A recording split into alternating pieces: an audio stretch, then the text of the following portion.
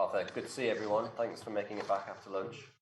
We've got a few sessions. I'm not going to spend long speaking because we've got a bit of a crammed agenda for the next hour and a half. Anthony Benham's going to be speaking. He's Principal Exploration Geologist at SRK and is going to be talking about the importance of ESG and exploration. And then followed by that, we're going to invite Tengiz Boltruk, who's the CEO of Krig's National Holdings, looking at the mining sector future development in Kyrgyzstan.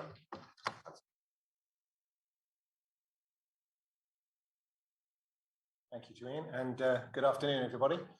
Thanks to the organisers for the invitation to present. So, okay, the clicker unfortunately doesn't work, so you'll have to put up with me shouting next. I'm afraid quite a lot during this talk. So the title for this talk then is Getting It Right from the Start, the importance of ESG in exploration. And before I start, I should acknowledge the major contributions of my colleagues within SRK Consulting, the ESG team there, particularly Jane and my colleague Ben Lepley as well, who provided a lot of the content and inspiration for this talk. And it's only down to them, thankfully, that I'm able to be here today. Okay, next then, please. So why is ESG then important at the start then? I mean, quite a basic sort of question, really. I think really, next, please. Essentially, I think we would all agree that there's been a paradigm shift really in the attitudes of mining companies and the wider community of the role of ESG in mining and exploration. Next, please. And I think it's also safe to say that mining hasn't traditionally been one of the most sort of attractive professions to the wider community, to non-technicals, non-professionals. There's an inherent misunderstanding of where materials actually come from, of course. And recent articles in the press, as you see on the screen here, have only unfortunately served to demonstrate that there are still a lot of issues involved in the mining process that need to be addressed, unfortunately. They don't make good reading for anyone, for those professionals involved in mining and exploration, and they certainly need to be addressed. Next slide, please. So I think this used to be the image of mining in the past, of some great machine guzzling resources around the world and spitting out pollution and stuff that people don't need. And perhaps to a certain extent there's still a degree of this, but I think that the attitudes towards this, the social acceptability of mining, is now changing, and that stakeholders in particular of those companies that are listed are no longer willing to accept that practices perhaps that were acceptable perhaps in the past. Next slide. And this is, I think this can be, you can only have to look at recent surveys. This is some results from a recent EY survey of the attitudes of the top mining companies in the world in terms of what do they actually perceive as the biggest issues coming into the next year and beyond from investors. And you can see that a lot of these issues are ESG related. They are no longer issues regarding the processing or processability of an ore, for example. They are dominantly ESG related issues. So local community impact, for example, water management, be it too much or too little, green protection, diversity, to name just but a few. Next, please. So embedding ESG then, so it's I think hopefully clear to a lot of, certainly from a lot of mining companies' perspectives, that the importance of ESG is massively raised in profile than it ever used to be. And embedding that ESG at an early stage is fundamental to the success and longevity of the industry. Next slide. So next, please. So this used to be the, next, please. I think in the 1990s, this was commonly the attitude of ESG and its role in mining projects. It's kind of like engineers designing something and then saying to the environmentalists, well, this is our plan, go out and get this permitted. As long as we get the permits, that's what we want, that's what we're looking for. Next, please. This evolved in the 2000s, perhaps to engineers turning to environmentalists and saying, well, you give us the criteria and we'll design the product for you, if you like, or the project to conform to those specifications. But I think we're moving on again from that now. Next. And I hope now that going forward, from now going forward, really, that we'll have a more of a collaborative attitude between engineers and environmentalists. So instead of the engineers saying, this is what we want you to do, go out and do it, it's more of a, please join with us to make this project more socially and environmentally acceptable, right at the start, rather than as an afterthought, if you like. Next, please. Now, the importance of embedding ESG early is that effectively the early bird does indeed catch the worm in terms of avoiding and mitigating the effects of any impacts of exploration and ultimately mining. And there are far more opportunities to avoid and mitigate ESG and impacts upfront earlier on in the stage than there is once the mine actually starts to operate. So right at the start, you're really looking for, the focus should really be on impact avoiding. It's far easier to avoid the need to mitigate any impacts if you actually avoid the need for those impacts to occur in the first place. And if you look at the time, look at the chart on the top of the screen there, that's the mining life cycle from exploration all the way through to development and ultimately closure. You can see that there's a lot of places along that timeline where there is a greater potential to avoid and potentially mitigate issues relating to mining right at the start of the process, rather than once the mine actually starts and gets up and running. And I think really it's important to identify those material risks to the project. In other words, the harm to the reputation or the financial risk to that company, but also identifying the salient issues with the project itself, and that, in other words, the harm to people, flora and fauna, for example, in the environment. And the ultimate aim, of course, is to reduce the effects of and mitigate those effects where they can't be avoided, and ultimately compensate for any impacts that you're trying to, or that are an unavoidable part of the mining process. Next slide, please. Okay, next. So early site visits are critical in terms of understanding baseline conditions to a project. For an exploration project on a greenfield site, for example, issues of water management, next, please, are important to be understood together with biodiversity and the existing state of the ecosystem, for example. I appreciate that the slide may not necessarily be legible to those at the back, but the slides will be available online after the conference. Next, please. As well as, importantly, interacting and engaging with the local communities in the area, if indeed there are any local communities available or around, not available. Next, please. And of course, it's really important to understand that, if you're looking at a deposit, there may actually already be people working there already. Artisanal or small scale miners may actually already be there at the moment, and their livelihoods may depend upon the mineral resource that ultimately you're trying to explore and exploit. So engaging with the whole community is really, really important right at the start with an early site visit observations. Next, please. So a few examples. I mean, I would say that the tide is turning a little bit. There are companies out there who are now implementing better and earlier, more importantly, earlier methods into the exploration process to better mitigate or avoid any effects of exploration at an early stage. And some of these have been taken from PDAC's excellent E3 environmental excellence case studies, which you can find on the PDAC's website. But some of these from the top left, for example, using low impact exploration techniques like, for example, hand portable drilling equipment, rather than the need to put in a haul road and bring in a massive great drill rig at an early stage.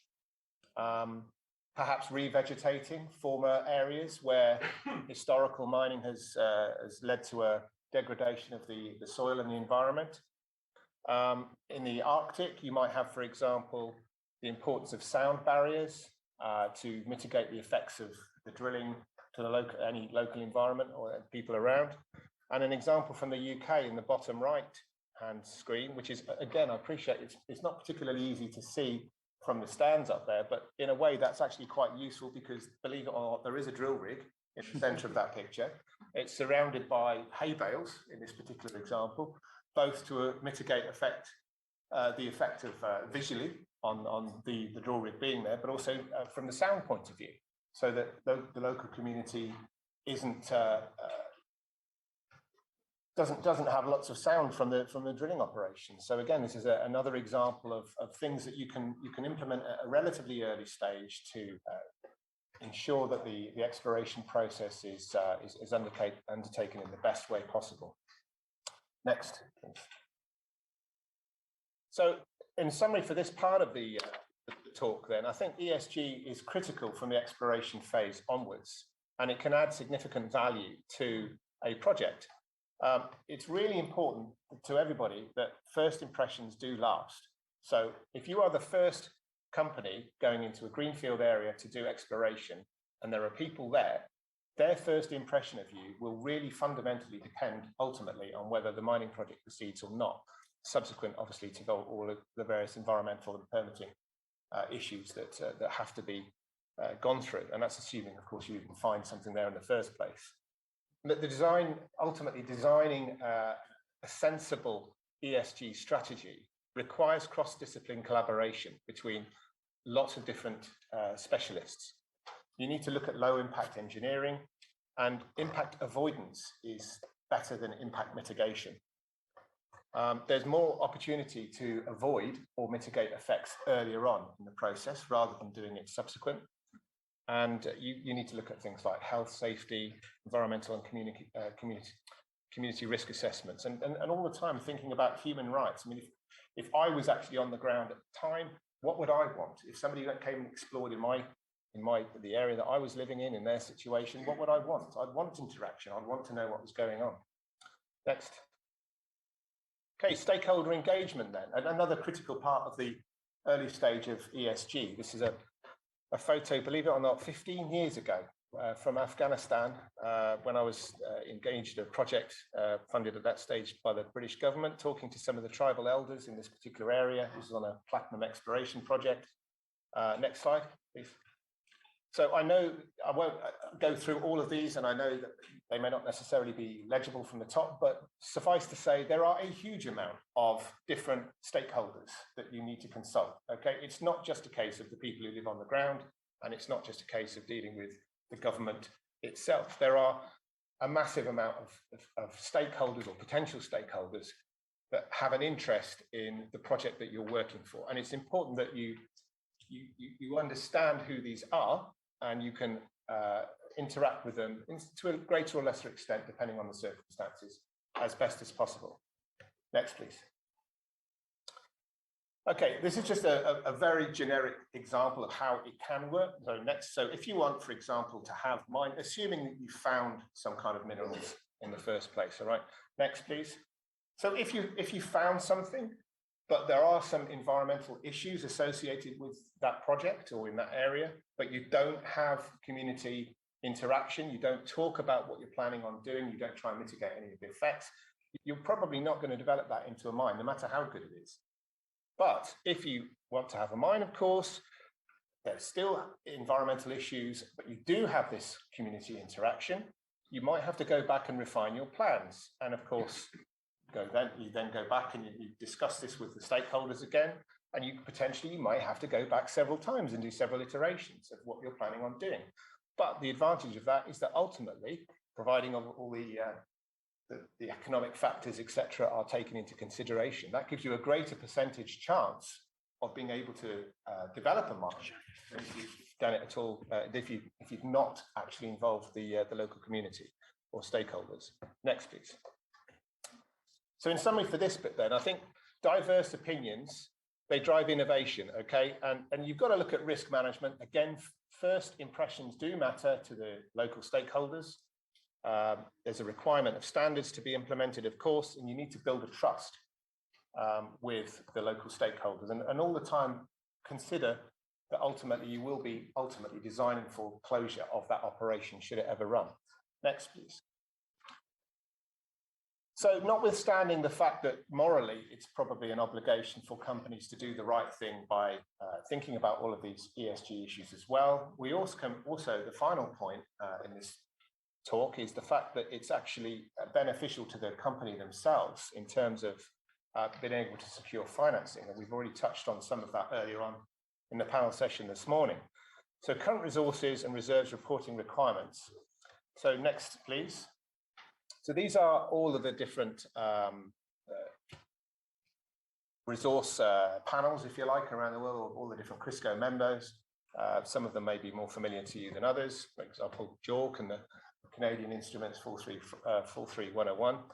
But fundamentally, they all have an element of ESG within them currently. But the important thing is that this is actually going to change, and there's going to be a huge amount more of importance placed on the role of ESG in the future. Next slide, please. So at the moment, the whole reporting and reserves standard, the way that we do it, it relies on transparency, materiality,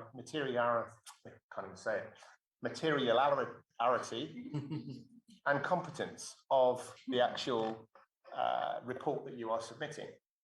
These are the overriding principles, and ESG has always been, as I say, an important and integral part of those reporting requirements. However, there are new standards being brought in and new sections to some of the reporting codes. For example, section 5.5 of the CRISCO, some of the CRISCO codes says that ESG issues are now, resources and reserves need to be treated the same as each other. And chapter 12 and 13 provides clarity on the permitting process as part of the reporting codes, and you can read about these in your own time. But the importance of this particular slide is to emphasize that it's no longer an optional extra to talk about ESG as a sort of an add-on. The sooner you integrate it, the better, really, and it can fundamentally impact the whole viability of your mining operation and your ability to raise funds. The competent person does need to know now a little bit about ESG issues in order to sign it off. Next, please. So in summary, and this, I'm coming up to the end of this presentation. So, it's all about improving transparency, ultimately to everything that is reported from exploration companies. ESG, as I say, has been part of resources and reserves reporting for some time, but recent updates have got a much more ESG focus on them. And as I say, the CP or QP does need to have some ESG knowledge in order to be able to sign them off as prospects, for ultimate economic extraction. And early ESG input will only lower that risk in terms of the risk of the project actually not going ahead. Next, please. So the key takeaways then, finally. Next, please. Now, again, I'll leave you to read about this by having a look at the slides online in your own time. But fundamentally, the do's and the don'ts are basically get involved with a conversation about ESG at the earliest possible opportunity. Know the jurisdiction that you're working in. They're not all the same. Individual areas have their own requirements. It's important to understand and identify the potential risks and impacts at an early stage to mitigate or avoid them. And avoidance is always better than mitigating against them. And embedding good ESG protocols into your operation at an early stage is fundamental to the success of any projects. What you don't do is you overpromise. You don't engage with the, you don't, of course you need to engage with them at all, but some people, you don't not engage with them. It's double negative, but yeah, engaging with them is the right way forward. you don't assume that major potential or major risks or potential impacts will be dealt with at a later stage. And they're not material at an exploration stage. And you don't omit vulnerable groups or key stakeholders in your operations. These are really, they're not particularly, they're fairly obvious statements to make, but it's a lot of companies that choose to either ignore or omit them from their initial operations. Anyway, so that's more or less it now. So next slide, please.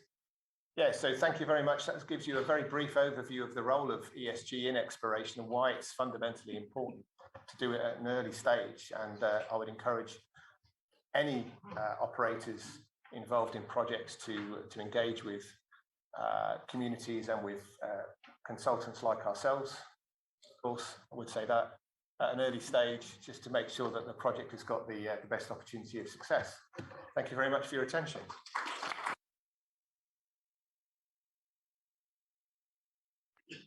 Thanks very much, Anthony. He'll be around, I think, during the break after the panel session. So if you have specific questions, do please ask him then, or feel free to collar him now. So our next speaker is Tengiz, who has about 20 minutes. He's going to be talking to you about the mining sector development in Kyrgyzstan. And then we will be running over slightly, I think, based on the timings at the moment, and we'll move to our panel. So we'll probably put the copy break back by about 2 minutes.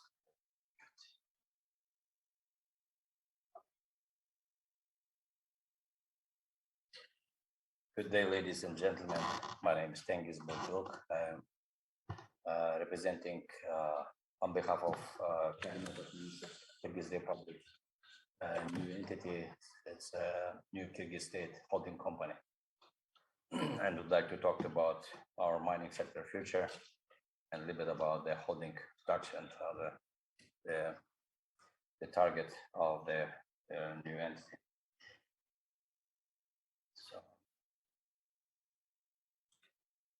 So this is many people doesn't know where is Kyrgyzstan, so I'd like to show you where is exactly. It's between Kazakhstan and well-known country in China. So it's a mountainous country. It's about 200 square meters. We have plenty of I think gold, copper, rare earths, and other projects. So I would like to introduce a couple of these deposits. One of them is Zandash. It's a very promising deposit on the west side of Kyrgyzstan in the Talas province. So this is the numbers you can see. It's a little bit outdated, developed in 1997. So it's more than 20 years has gone, but we have to, at that time, the old numbers, and the gold price was about 200 to 250 US dollars per ounce. Now it's I think it's almost 10 times. So we have much more opportunities, and we have a huge exploration potential. Next slide, please. As next door, there's another project. I'll talk a little bit later about Kaldebulak. So the Balachichkan is one of the, I would say, Rio Tinto size projects. That's a titanium, iron, vanadium project. So by inferred resources is significant, and we have a huge exploration potential. So we think one of the key projects which will be developed under this holding company, under this Balachichkan. Next slide, please.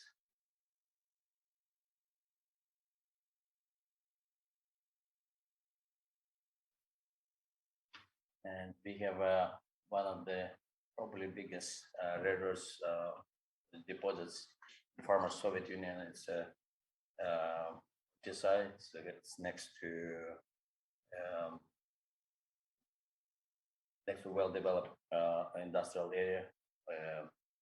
Probably the biggest rare earth plant was in Kyrgyzstan at that time. So this Tisai deposit is in the close proximity to that existing infrastructure as well, that geological field. You see the numbers.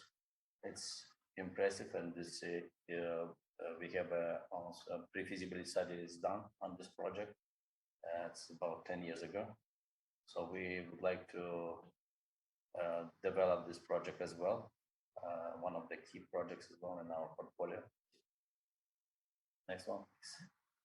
I want to go so quick to the presentation is long.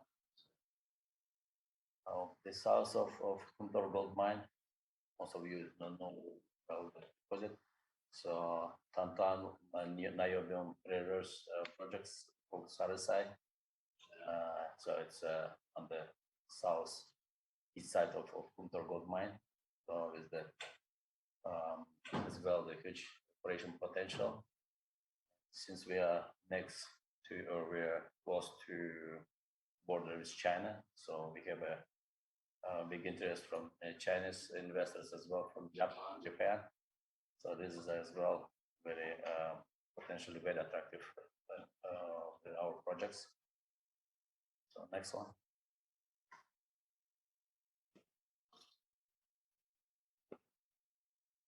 This is the Aldo Bulak project is close to Andash. There are some licensed areas in between as well. More like copper gold project. So it's about 160 kilometers to Taraz city, Kazakhstan. It's close to the border, and 460 kilometers from Bishkek city on the east side. So it's a little bit as well how the data we just take the license for all of these deposits, and we have a exploration target for the next year. We would like to spend and invest about $60 million for just for those projects. And we talk about 400,000 meters of exploration drilling. So next one.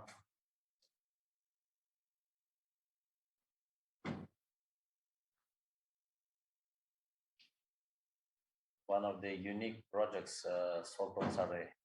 This is a quartz gold mineralized area. It's easy recoverable, nice potential. We have a Sultan Sarı deposit. There's five licensed areas. One of them is a Buchuk area. It's one of the very promising. It's a recovery above 92-94%. It's by gravity. So, and we just there's a Sultan Sarı processing plant that exists, small one, that's developed in this area probably for the 25 years almost. So, but we have a lots of potential surrounding areas. And as I said, this is a real good potential similar to our Jerui project, if someone knows that our Jerui project. So, next one.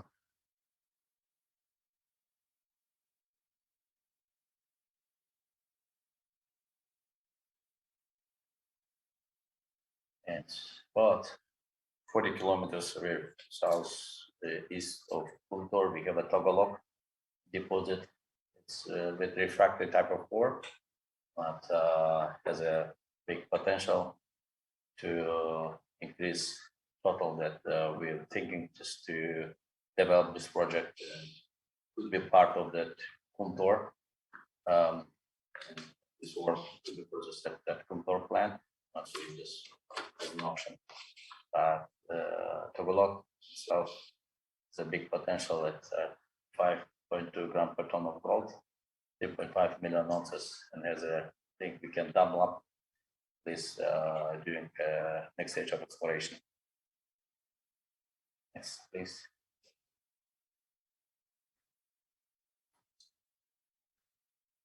And Jetim 12, actually, this is one of that big projects as well. Rio emphasize this iron ore project.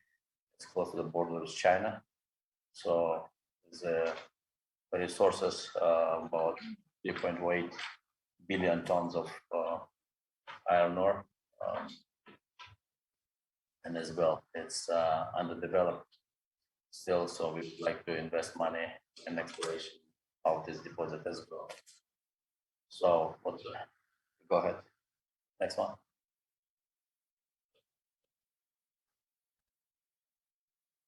So we'll talk about this Comtor on the ground. All of these projects are well developed and have accessible roads, power lines, and the power lines and water as well. So which is important for any countries, Russia or Kazakhstan. So we have a compact, nice, small country that therefore we have a well-developed infrastructure access to those areas. I will talk about later about the cost of power and labor. So it's very attractive. And you know, the last year the government has changed. Now we have a new government, new cabinet of ministers. I think we're starting the new chapter in development of Kyrgyzstan. So we announced in our agenda that we will talk about a little bit about Comtor. So unfortunately I couldn't tell more about Comtor because we have some legal issues with Centera Gold. But what I can do as an external manager of Comtor Gold Mine, be changing the strategy of developing this property. And since the mining legislations in our country going to be changed and very strict, so we already announced, government announced, and would like to change the regulations, mining law. So by new regulations, we will stop any development of gold within that glacier areas. So not anymore. So that therefore we have to change the strategy, and we're going to develop underground. We have enough gold at 4.5 gram per ton at current gold price. It should be very profitable. So we have over 1.2 million ounces of gold reserves, and we're going to start the underground drilling to increase the resource and reserve underground development. So we have already some underground development. It's about 4 kilometers long, accessible now. So that's we will use as a good opportunity to do the next step. I'd like to say that we have 10 aspects of successful investment in Kyrgyzstan. As I said, we have a well-developed infrastructure, access to any of these deposits, and I would say that's a key points. Labor cost in Kyrgyzstan is probably 2.5 times lower than in China. It's important, and we have power, cost of power, because we have a main source of power is a hydro, so it's cheap. It's about 3 cents per kilowatt. So later on, I will show you that the table comparing our prices versus our neighbor countries. Yeah, next one.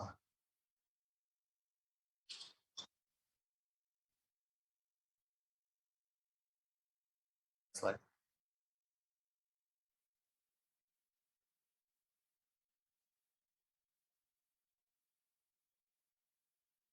So Kyrgyzstan is a part of Eurasian Custom Union. We more than 20 years as part of World Trade Organization.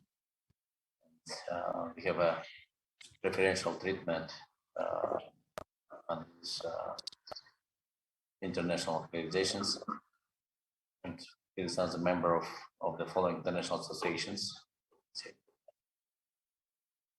Next one. We do have a most favorable tax system. So it's a VAT, income tax for individuals, overall income tax. This holding company will have some as well the preferences. Any companies that develop under this holding company will get a VAT free export of the equipment, for example, and that special tax regime for holding.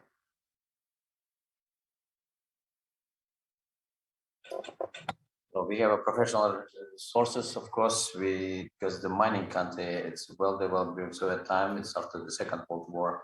There are plenty of metallurgical plants, minings and shafts. And, we have a well-known in Kyrgyzstan, the Polytechnical University. We have, I think, over 3,600 students currently. So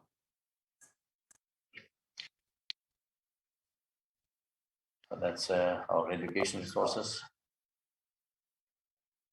Next one.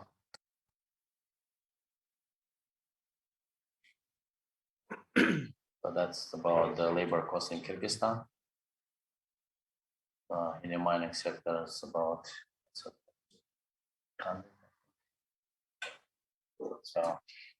in China is about only $700 per month.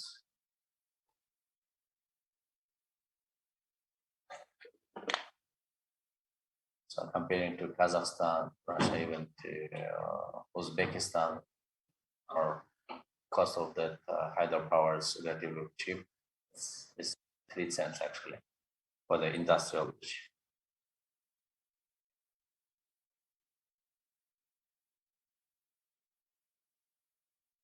That's the current situation is that foreign capital investment.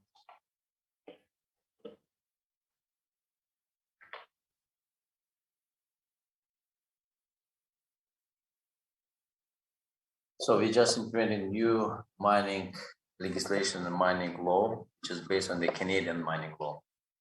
So absolutely new one. We don't want to implement something new. We want to apply what exists to make for investors' lives easier. So we're using as well that Quebec province mining legislations as well, the British Columbia's and Saskatchewan's, including as well the Western Australia's. So we're combining them and to take some best advantages of them, all the mining laws. The second most important things is I think we implementing or accepting the JOR code and NI 43-101 as well. So we don't want to play the games. We want to introduce and accept that as is. So we like to be a step ahead of Russia, Kazakhstan, Uzbekistan. So that's our target. Next one. So we as well, we already doing co-work and preparing that establish that sovereign wealth fund in Dubai. The next step. So to attract investors, which that fund will work under British law and to attract some investors and investment into Kyrgyzstan. So we can use as well our gold as a collateral for the investors. A well-known scheme. Next one. So that's sovereign investment fund I was talking about. So this is something new for us. So we just started this implementation of that fund and already working with some of the group, legal companies and others in Dubai. Next one.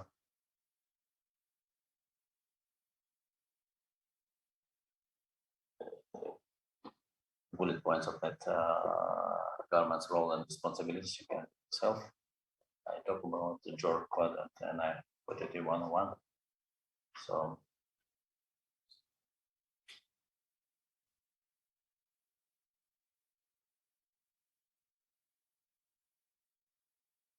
So you see the benefits.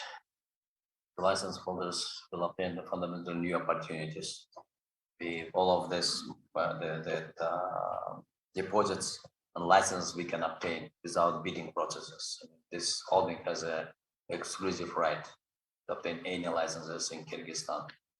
So then share with the potential investors and develop together. So we set it up and the control management company. We set up project management office. We have enough expats and the locals, qualified persons. So we would like to develop not just the mining projects as well. On the holding, we would like to, there will be project management office, and as a division under the project management office, there will be subdivisions, 3 subdivisions. One of them just to develop mining projects. Second one to develop hydropower projects. They have a huge potential for hydropower, and as well for infrastructure projects. Next. Under this holding, all this, let's say daughter companies, they have a path to IPO to attract additional investors. So probably I would like to be quick. I think that's so that's about our project. And, I would say this is a new chapter in the mining sector in the mining life of Kyrgyzstan. Thank you. Any questions?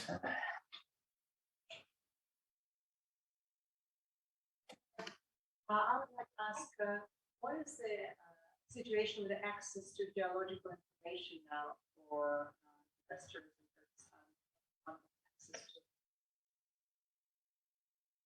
Kyrgyzstan? By the way, I would like to introduce our Minister of Natural Resources, Lady Ms. Kutmanova. On this regulators of that natural resources is in this ministerium actually. She can probably tell more, but we have enough geological data, and any license holder can obtain any information. So there's a plenty of starting from the Soviet time. So any license holders were in between, so they have reports and all information. So the Department of Geological Department, it's called, they have all the fresh information as well. So you can obtain anytime. It's available. Yes, a few weeks ago, there's an announcement by the Kyrgyz government there would be a substantial increase in the license retention fee, mining license. Can you update us on what the current status of that is? This is something new because you know that lessons learned from the past. There are many license holders keeping the licenses for 10, 20 years, not developing, waiting for some investors. So that's, we want to stop it. And that's why we increase that fee to hold the license 5,000 times. Mining sector is expensive, you know, it's not a game. But that's why we want to change the legislations and really attract the real investors. So that's why. I think the story is ending now. Just do our audit of the license holders and just withhold, cancel most of the licenses. Any more questions? I will go on the Mines and Money. We have a boost. We prepared for this conference. We prepared for a long time. I think any questions we can answer and more in details. We have a chief geologist, a consultant from our company, so he can do more in details, anything regarding the geology. So in general about the mining legislations and the current changes, we have a Minister of Natural Resources, and I can answer on any other questions. Please, you can talk to me today and the next 2 days. Thank you very much.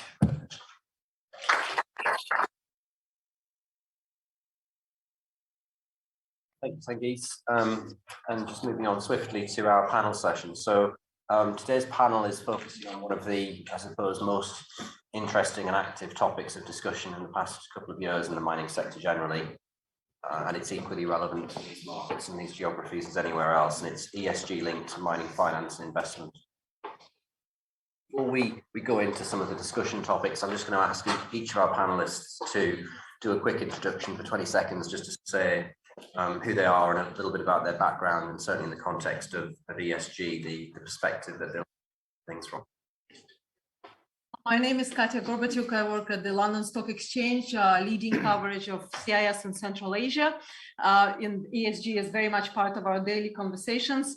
In addition to that, I chair a working group at the Institute of Directors focused on stakeholder governance and board effectiveness. And this year I was part of the panel of judges for the IR Society ESG Communications Best Practice Awards. And my background is in financial services.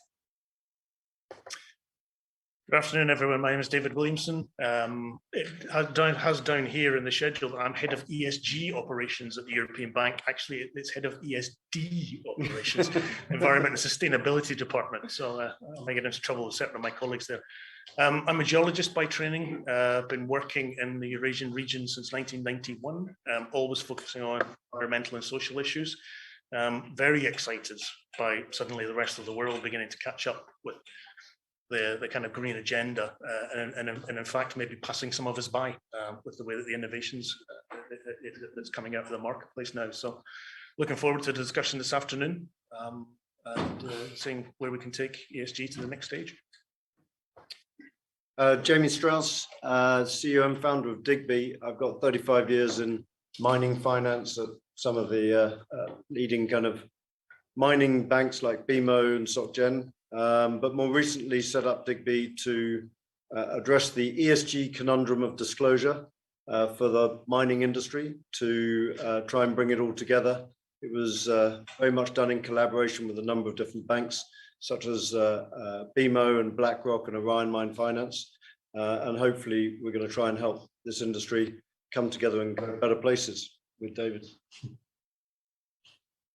My name is Kay Hope, and I work at Bank of America. I head up the firm's effort in ESG for research on the fixed income side, but I also cover companies as a credit analyst, including companies across Russia, the CIS.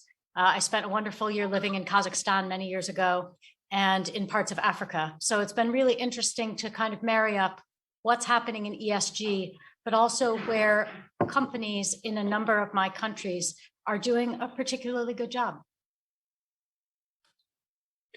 My name is Yulia Cheripanova. I'm a geologist on background, and I have a doctorate degree in geoscience, so purely technical here. I have experience both in oil and gas and mining technical consulting. At the moment, I'm a head of ESG investment and mine capital, where ESG is deeply integrated into investment decision. So we are looking both technical side and ESG side of the assets and building portfolio built based on this. Good afternoon. My name is Dmitry Aksakov. I head up ESG banking at VEB, Russia's development bank, and my job is to create and grow our ESG credit portfolio. And I spent all my career in financial services in Europe and in the US. Thank you very much, everyone. I might just have to ask, when you're speaking, if you could just bring one of the microphones close to you, just so everyone can hear at the back of the room. But we'll go straight into it, I think. So we've got a number of different themes and topics that you'll have seen mentioned on the programme, and we'll try and touch on as many of those in the time that we have available. I've also got a log here of any questions that are posted, so if there are questions, do feel free to either log them in the online portal or ask them at the end of the Q&A session. Perhaps starting with David and Kay on financial products evolution and how they're actually evolving around ESG performance. It might be helpful if you just give the audience a bit of a sense as to the direction of travel that we've seen across different sectors recently around ESG performance and how that's tying into the extractive sector. Sure. So maybe I can give a quick background on what we're seeing. When I speak with investors about ESG, I always highlight that ESG for me is really about change. And Anthony brought up a number of things in his discussion that I think were incredibly relevant. He talked about materiality, competence, and transparency. I tend to talk about transparency, innovation, and competition. And David mentioned innovation. And what we see is that these innovations around a very large ESG framework are creating a lot more competition. You know, we're expecting peak oil in the late 2020s. Why is that? Alternatives are cheaper. Everyone at our firm is talking about MIFs. Metal is important to future technologies. Why? Because those metals are becoming incredibly important for solar power and wind power and hydrolysis and all the processes that we're going to be needing to get to a net zero future. And then in line with that and related to ESG, we have the labeled bond and loan markets that are becoming so prevalent. To date, we've had more than $3 trillion equivalent in green, social, sustainability, and sustainability-linked bonds and loans issued. And more than 40% of those were issued this year alone. It's growing by leaps and bounds, and we expect that growth to continue. We're also expecting companies as well as countries to take an increased look at climate change and the related ESG issues as a result of COP26.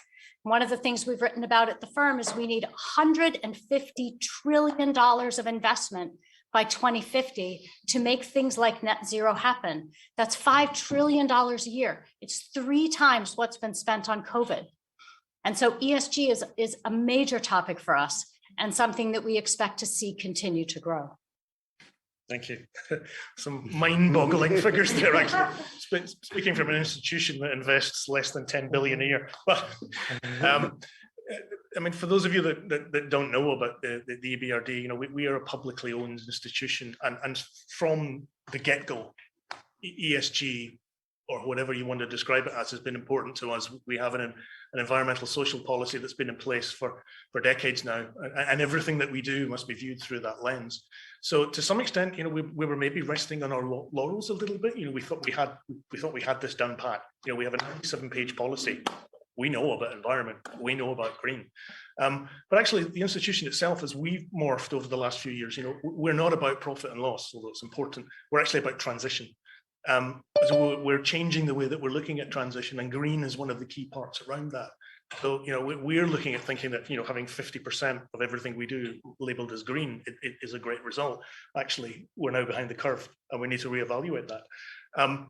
But, you know, ESG itself, you know, we've seen an explosion in the way that ESG is being applied to financial tools. You know, we've heard some of the ideas here around green bonds, around social bonds, around sustainability-linked bonds. You know, we've seen, you know, a real geometric growth in the interest from our clients, and also from the interest that we see from the financial markets in being able to channel funds to these opportunities. And one of the things that we're struggling with, I think, a little bit, is trying to get our heads around exactly how do you define what the sustainability is for a particular type of investment, and then also how do you monitor, and importantly, how do you verify that as well? So that there is as I said, a geometric growth in the interest in this area. And you know, the financial markets themselves are developing new tools all the time, and it's, I think, incumbent on us all to make sure that we're actually delivering on the promises that are made when these financial instruments have been put together. That's going to be the next challenge, making sure that we can stay ahead of this and maximize the opportunities that are coming out for it. The need is enormous. The pool of finance, the liquidity is enormous. Getting them matched together and making sure that we're getting the best result, that's the key to success going forward. But, you know, you're only going to see more innovation. Just moving on, Katia, what are you seeing? How are you seeing globalization of green finance? What are you seeing happening in the markets? Well, I would like to highlight some of the areas that we as London Stock Exchange are trying to tackle. And one of them is this quest, increasing and growing quest for companies to report full compliance. And I think that's by far one of the biggest impediments to progress, because this full compliance comes at an expense of transparency. And well, here in this country, where the beneficiaries of the FRC's very flexible approach of based on the comply and explain principles-based approach, which inherently has the flexibility to focus, for the company to focus on the activities and the outcomes of these activities linked to transition. But around the world, I think that one of the areas to tackle next is the fragmentation of frameworks. And that's why the welcome news recently was this news from the IFRS Foundation about issuing the harmonized sustainability reporting standards, which will include a number of its predecessors like SASB. As London Stock Exchange, we view as education and collaboration as one of our key work streams. And that's why we're chairing the UN Sustainable Stock Exchange Initiative, which is tasked with creating the model climate reporting guidance, for example, which stock exchanges around the world have started adopting and training their issuers on how to develop a green economy narrative. So that's clearly a very important initiative that will spread the effort around the world. We have our own training initiatives for our own issuers. We also have the ESG disclosure score, which allows anybody for free to benchmark their own disclosure against industry peers. And just to conclude on that topic, reporting full compliance is not what's going to get you the long-term and the impact-aligned capital these days, because the reader is getting increasingly sophisticated. Yeah, okay, thank you. Touching, I suppose, on what's of real interest to the audience is the mining sector and how effectively the mining sector can tap into some of these financial instruments. The green bond market is one where we haven't really seen the door prized open yet. We have in terms of some of the sustainable linked financings, but can some of the speakers give us your views in terms of accessibility of these products, both those that are being used at the moment, they continue to be used more widely in the sector, and those that haven't been, will they start to be used in the sector? So maybe we'll start that one with Jamie. Okay, I mean, I think, Kay, you might have more specific details, but from what I understand is the mining industry has, I think, raised less than $4 billion worth of green bonds to date.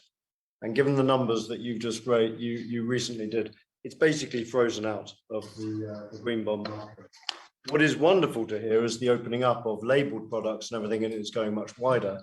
And I was talking to a small fund the other day who lends money either through convertibles or debt, and they've never got involved in ESG before, and now they're being asked by their clients to effectively give. And this is on the really small end of the spectrum, not just on the big end. So the problem from the conversations that I've had with some of the leading banks as well as some of the smaller companies is to open this market up, you need credible data in order to, first of all, make that investment in the first place, to make it, ensure the sustainability is there, and then in order to track it. And at the moment, that credible data is failing. There's a big Australian bank the other day who has basically stopped putting any credit or approving any extractive industry going through their credit markets simply because they've got no credible data to rely on, and their reputation is therefore in danger.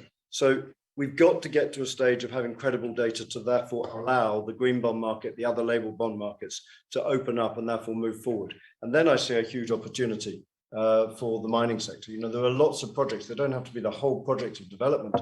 They could be a wind farm, they could be water treatment processes, parts of it, the whole spectrum of that investment capability then opens up, as I'm sure others on this panel probably have better knowledge even than I do. So on that.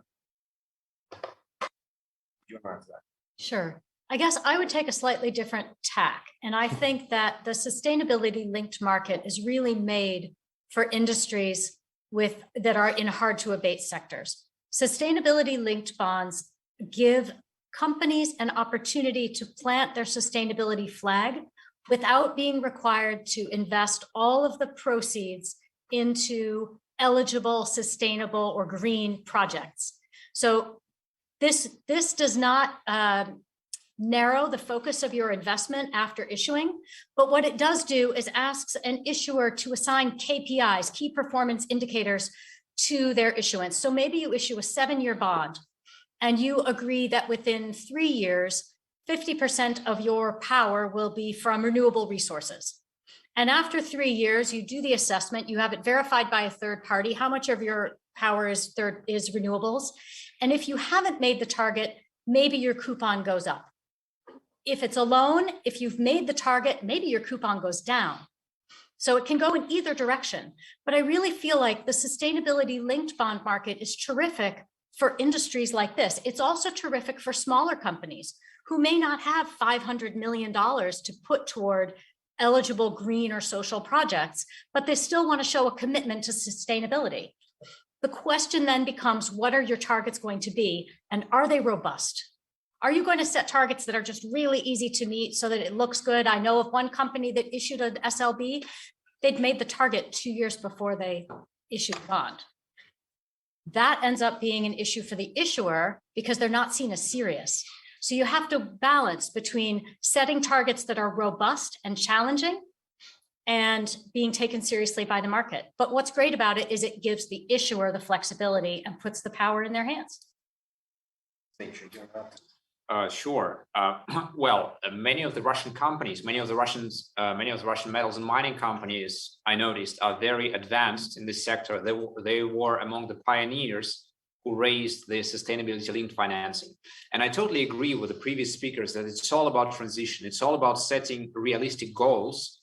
And we, as a development institution, understood that for many Russian metals and mining companies, it is probably unrealistic to issue pure green bonds because the requirements are very high. For example, right now we are working with one of our clients who is willing to raise green financing.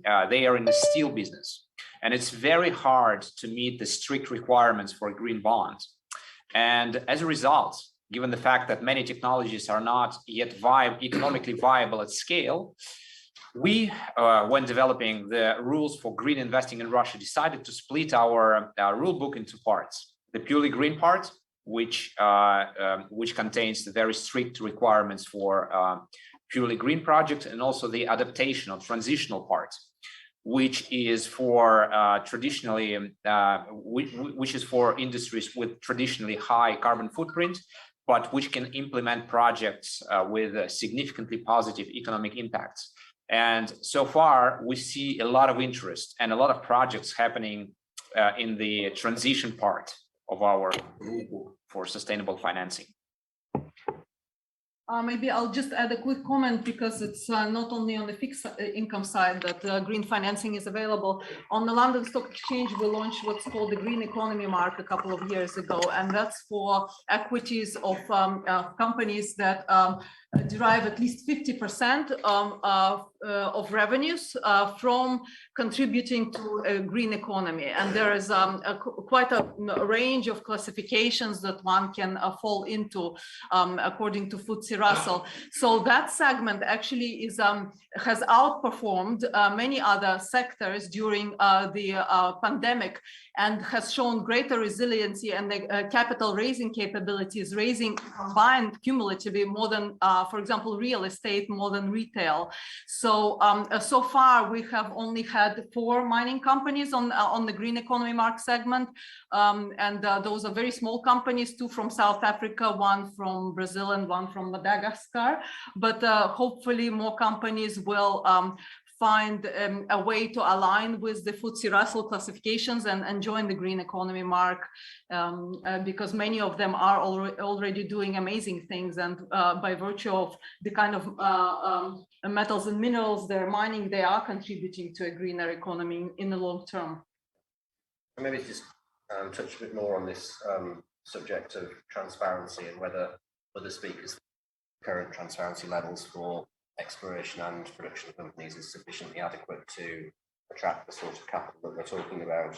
Certainly it's sustainable linked capital. I don't know if Yulia, if you'd like to touch on that. Thank you, Ian.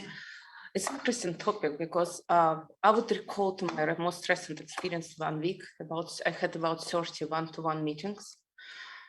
And I would say out of 30, it was 2 companies who highlighted their modern, I would say the most modern ESG aspect.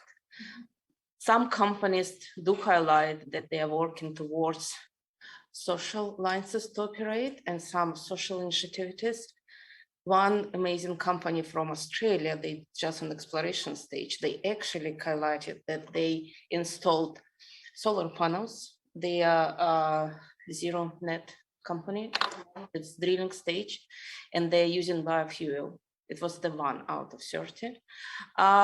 And majority, I would say, do not take this information as a necessary on these meetings, while one-to-one meetings are expected to be meetings with potential investors, institutional or private, doesn't matter. So this is reality which is still here. And if we speak about every other companies beside the top companies listed on the market, and this is a problem because for me, as example, I need to make sure, I need to find a way to assess the company if it's sustainable or not, if it has this side to sustainable investment, because investors who are investing in us, there is a high demand for sustainability. I would say we are targeting a lot of interest from the companies who say we like sustainability words, but then you start to say, but we invest in mining and metals, and it's a first huge stop because there is not a clear link even in minds and understanding why mining can be sustainable. Where is sustainability here? So I'm here doing my homework, saying, okay, this is green metals. Green metals are necessary for sustainable development goals, and looking for each project specifically. Me personally need to do this job of analyst, job of company, to dig through websites and everything and say, okay, we're doing this. This is related to sustainable development goal number 1. This is related to sustainable goal number 7, and so on and so on. It's very hard to dig this information out. It's not available, and more important, I would say, it's still not in the agenda, even for presenters of mining projects, to highlight this in company corporate presentation. That's why it's hard to sell, because we are speaking about business here, is sell and buy. It's hard to sell mining asset as a sustainable investment, and which is in reality not true, because we know mining, we know what mining companies are doing. In many cases, they do a great job. There is a lot of good initiatives, a lot of new technologies, and so on. It's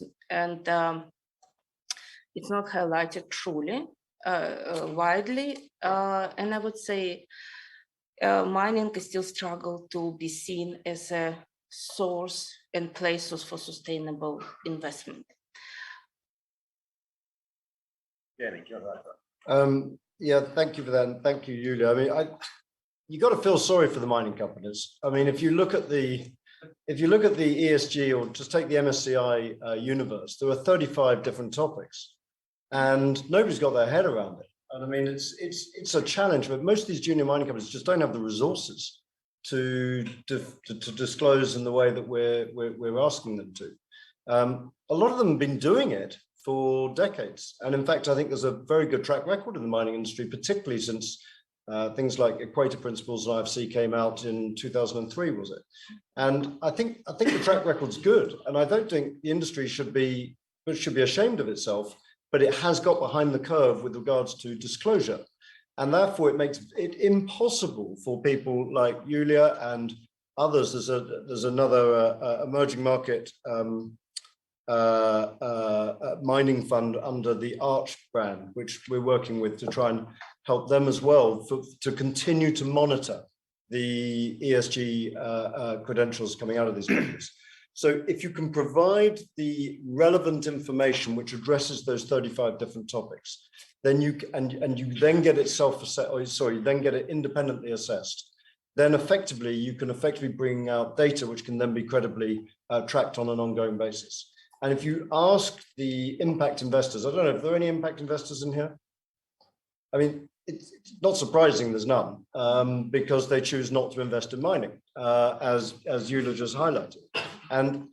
But all of them, or I say all of them, the clear majority of them are allowed to invest.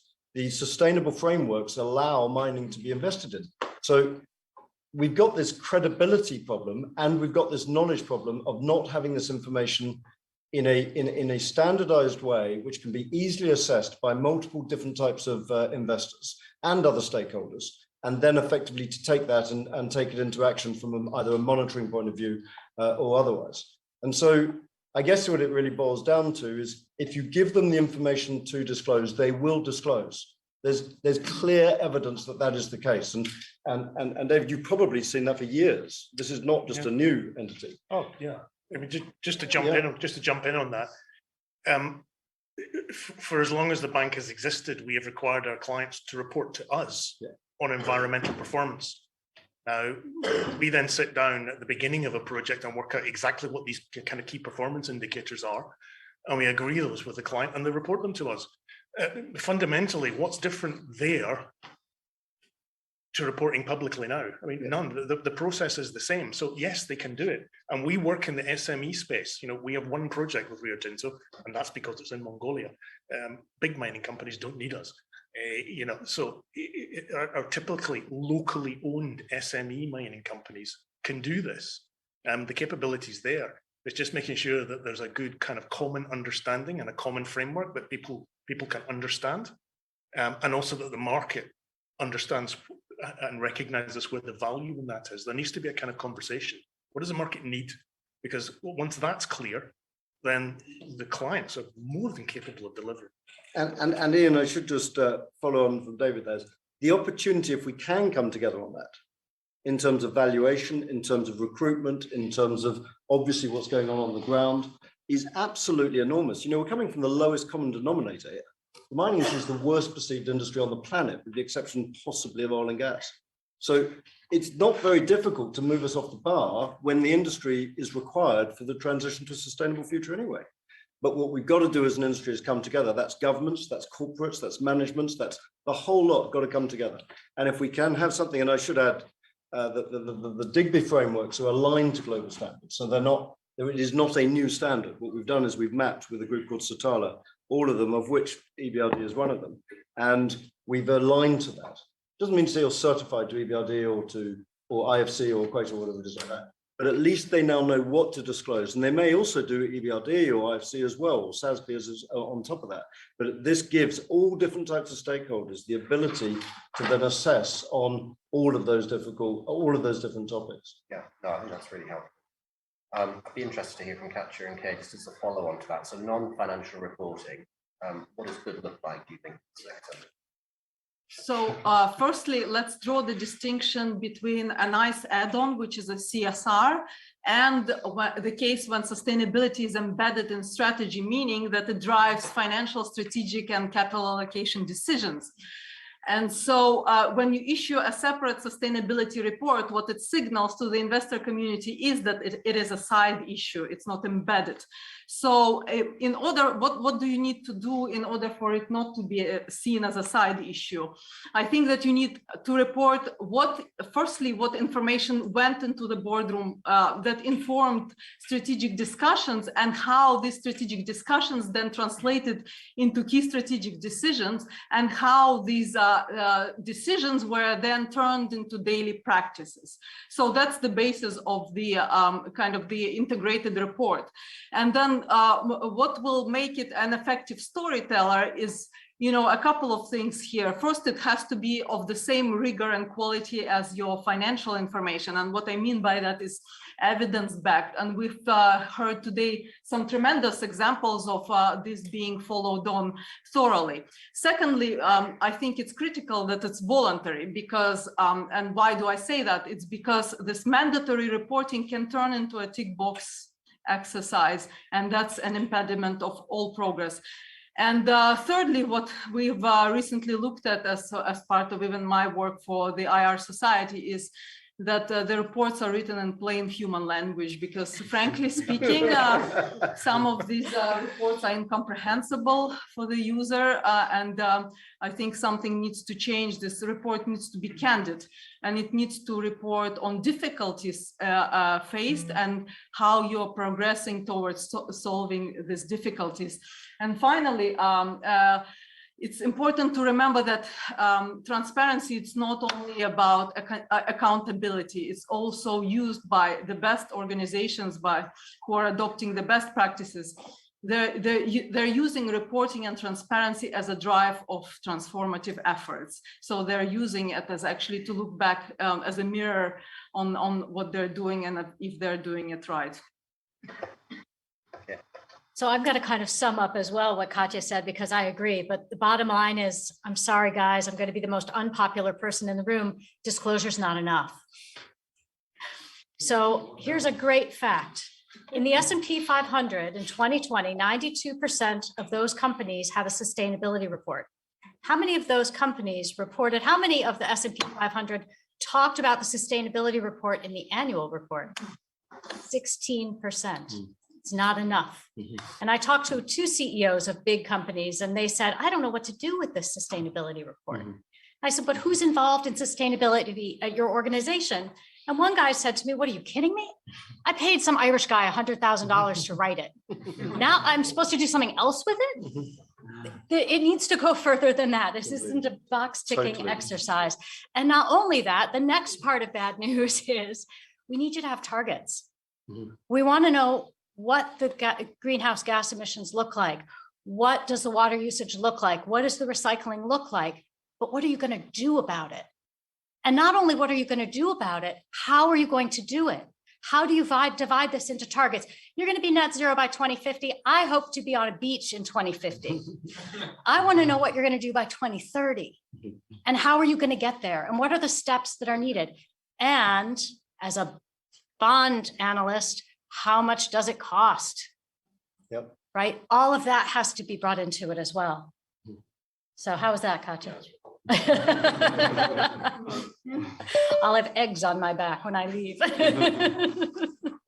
If we look at it from a slightly different perspective, so what role, and maybe this is a good one for Katya, but what role do you see the investor playing then in supporting transformative processes that we've talked about? How do you think that's they can do this? Well, especially in jurisdictions where you don't have kind of the well-developed support network, private investor plays a critical role.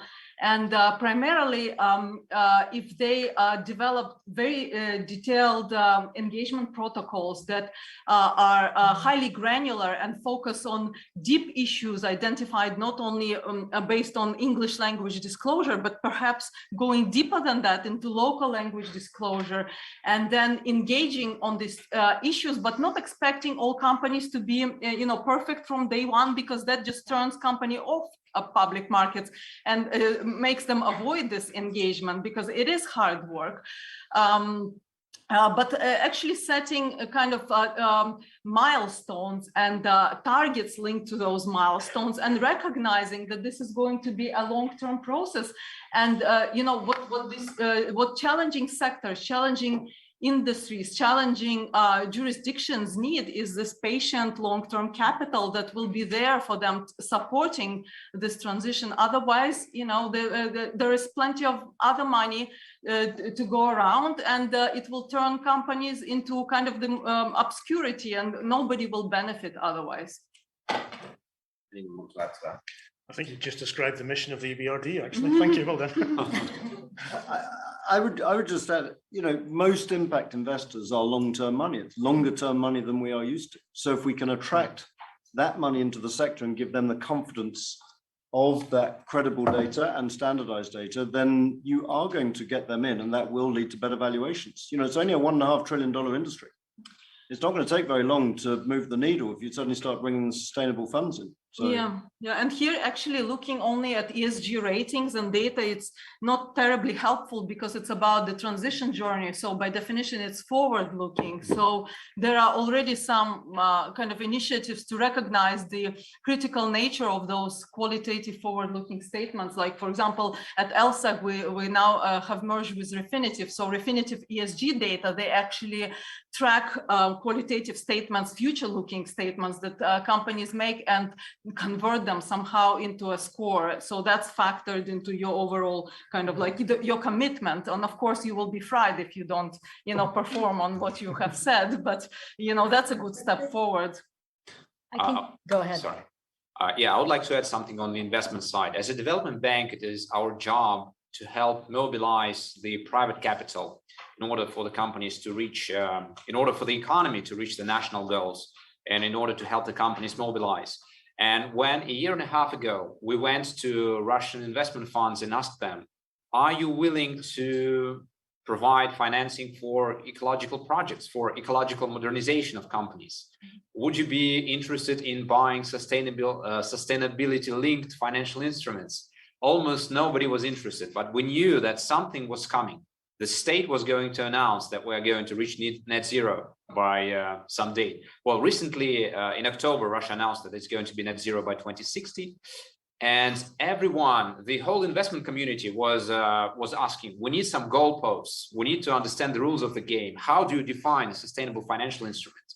And as a result, we were tasked with actually writing the rule book. The rule book that I was referring to is the Russian taxonomy that we wrote.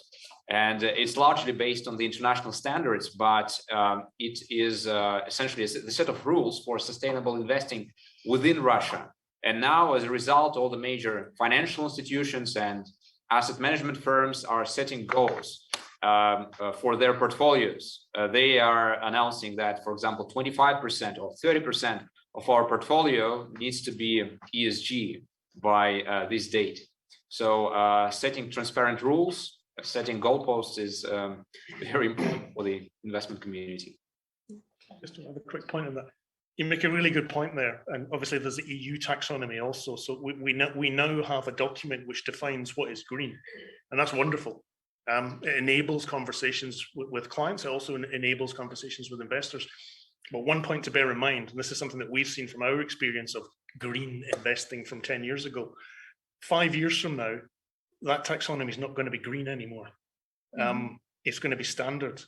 And certainly what we consider to be green is, okay, you've got a basis of legislative compliance.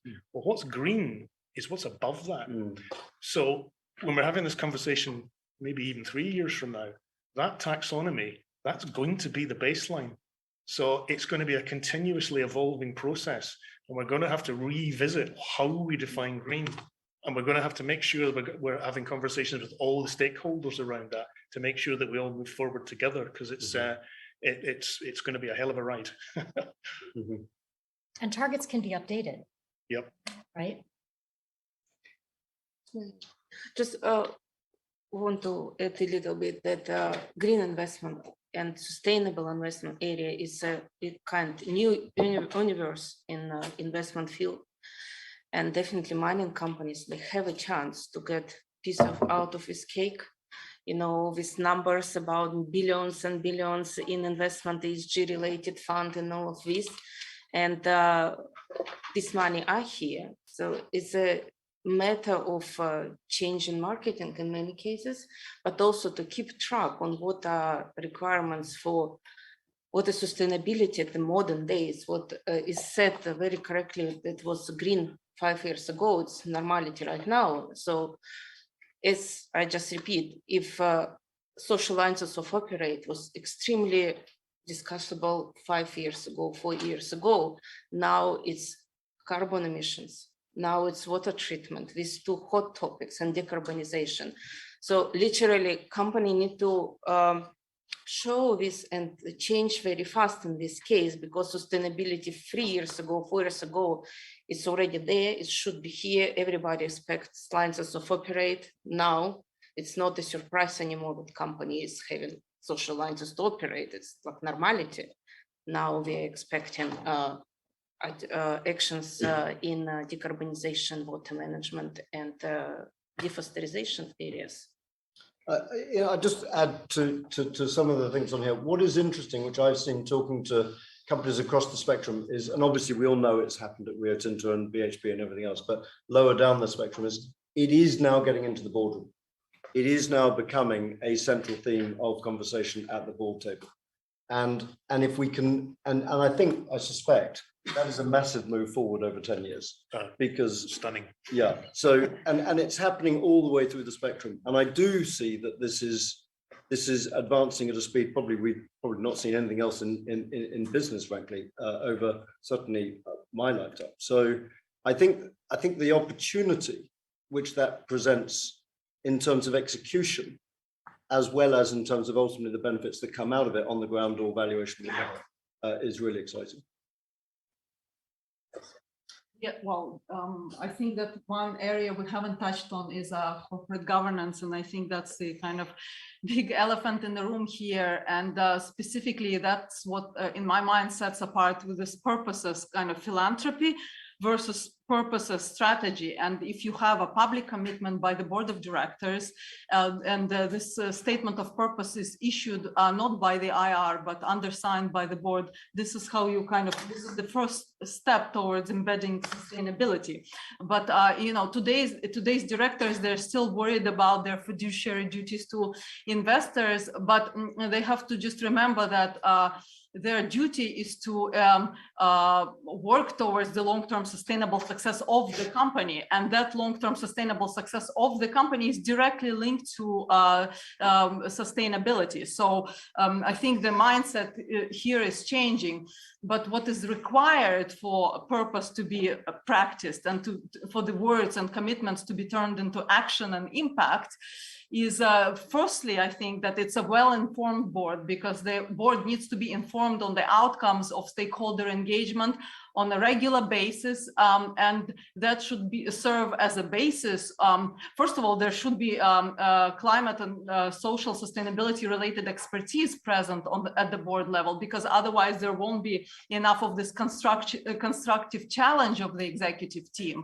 And then the board agenda needs to be constructed at the outset, where every item is inclusive of stakeholder issues. It shouldn't be just a separate CSR discussion. It should be embedded in the work of individual board committees, and it should be a robust discussion, you know, with sustainability as part of every decision. And then, of course, it needs to be linked to remuneration. That's an important element, because incentivization is going to be a key driver. And then, of course, non-financial reporting should report on the progress of this kind of, I would say, circular process, because these strategic decisions at the board level are then turned into deliverables for management and so on. And then, you know, it's not some sort of a milestone where you say, you know, here is success. No, the success here is kind of developing and evolving, and everybody should approach it as so. Yeah, I think that's a really good point. Before we go to the audience, because we have a few questions being stored up, is there anything else anyone wants to add on corporate governance in particular? No, I think that was brilliantly covered. Maybe just one more point to add is that, you know, even in kind of the jurisdictions like the UK, where corporate governance practices are regarded as some of the most advanced in the world, stakeholder engagement is not something that was typical for all boards. It was practiced by some of this kind of prominent organizations like Co-op and John Lewis and so on. But when it comes to emerging markets, I think that this is kind of unheard of. So I think that this is the biggest next kind of area to embrace, and to learn how to, for the board to promote stakeholder engagement at the board level. I would just add to Katya's comment, actually. So one of the things that we, working with BlackRock and these others, when we put all this together, it's not a surprise that we got into this. It was designed specifically to address some of these issues. So one of the things we did make sure it was evidence-based. There was also board of director approval on that submission. To bring it up to that corporate level was a critical point. And then the report that goes back to the company is in plain language. Yes. It highlights the positives and negatives. In Evie Hambro's words, it's the balance sheet of approach of ESG. So that there's the positives. No company is AAA. It would be impossible almost to get to that, but you need to have that journey to be able to try and achieve AAA in the right context with which you're in. And so it does provide that, which goes back to the company, back to the management, to allow that to be incorporated within the heart of strategy across the board, to be included as part of remuneration, and to have objective scores with that, and then make it a transparent and open opportunity for other stakeholders to be able to see it. Very brief addition to this. We speak about governance, the classical information what ESG investment studies are telling, and textbooks, that transparency of the board is the key of governance if we speak about ESG point of view. And from my point of view, that it will be the next step after first we solved social licenses. Now we are working hard with decarbonization and all technical aspects, and then this will get into normality. I would say more digging will come into field. So we cannot avoid it. It will be part. It's already, there are multiple recommendations how to implement this subject into risk management and portfolio assessment in the future, because transparent board is related to company improvement of company performance. So in investment organizations, analysts, they do assess this for future returns, and it will be just, I think, stronger with time. We will see it soon. Thanks, Julia. We've got about 5 minutes or so of questions. You can see if they're storing up, so try and run through those as well. That would be great. Start. I put it to the panel. Somebody can answer this. So, Dimitri, you say there's a Russian taxonomy. Now, I don't know how it relates to your taxonomy, but we know that the UK is going to have a taxonomy. And I can see the taxonomy. We work with the steel company, and you can. You've got steel in the taxonomy, you've got aluminium in the taxonomy, but mining isn't in the taxonomy. And I find it quite hard if you explain to a mining client who said, this taxonomy is really important, it's got criteria, it frames the way you think about things. But mining isn't in there, it just shut down. Actually, well, mining isn't in there, it doesn't apply to us. So what would you say to a mining company? How does the taxonomy apply to? How must you think about it? Yeah. Sure. Thank you for the question, Jane. So the Russian taxonomy, when we were creating the taxonomy, we obviously have drawn a lot of inspiration from the European taxonomy. But then we looked at the Russian economy, at the composition of the Russian economy. Oil and gas are very important sectors. Metals and mining is obviously very important. Mining is very important. And so we decided that in order to support the ecological transition of our economy, we cannot just have the green, the purely green part, which does not include mining. We need to have a separate part, which we call transition taxonomy or adaptation taxonomy. It includes projects in traditionally, let's say, dirty fields like oil and gas and mining as well. For example, such projects as utilizing electric vehicles on mining projects, or implementing many types of projects which have positive ecological effects in these types of projects would be considered an adaptation projects. And this is also a part of the taxonomy. It is not called green. It has a special name for it. And so this was our solution. If I could just jump in quickly on that. I mean, the EU taxonomy comes from the kind of historical development of EU legislation, which has traditionally been light on natural resources. And, there's a reason for that. And that's because member states do not want Brussels telling them what to do with their natural resources. They've historically said, keep your nose out of this. That said, as was indicated, there's a lot of stuff around a mining operation. Transport, for example, power supply, some of the processing, where the taxonomy can apply. Now, the way that we look at it, there is this applicable taxonomy, but then there's also best practice, whatever that means. And we're not short of best practice in the mining sector. There's a lot of standards out there, World Gold Council, et cetera, et cetera. So if you like, when we're looking around a definition of sustainability on a project, I hate to use this word, but sometimes it can be a kind of bespoke approach where you're using the taxonomy where it is applicable, but then also looking at key risks and putting mitigants in place that are going to deliver the right results. So, some of it is a little bit of mix and match, and the legislation and the industry will move this forward together. But it is possible to put a structure in place where you can define the sustainability and put in place monitoring and verification on top of that. Possible. Okay. Any further questions?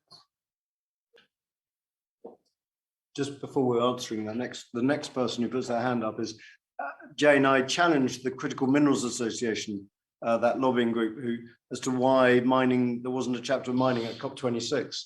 And the argument that came back simply was mining is too associated with coal mining, and therefore they couldn't get their head around it, and therefore didn't. So I don't know.